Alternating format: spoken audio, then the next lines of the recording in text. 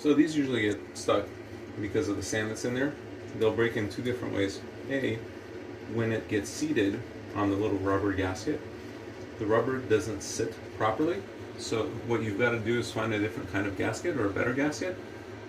Or B, you have to feel around this part because sometimes the warping happens because of old age or whatnot.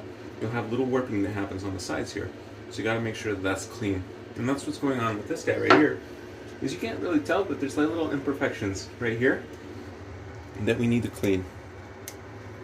Little pieces of sand that just love to get stuck in there. And those little pieces of sand mess with the gasket.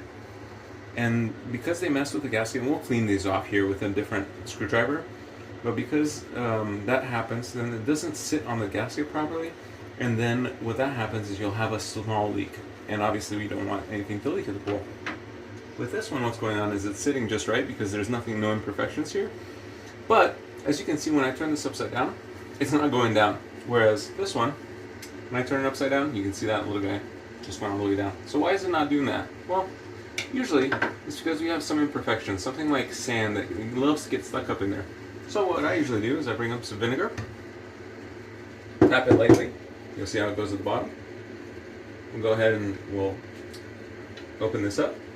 Take that little guy out, and what we'll do is we'll clean this out physically, and then we'll start taking and pouring vinegar in here, like so.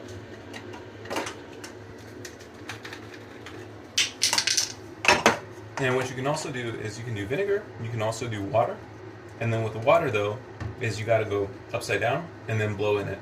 With vinegar it also helps clean up, and then a really nice thing to do is if you have a dish big enough, is you can put this entire thing in vinegar and then you can empty it out. So the sand, and that's how we clean one of these out.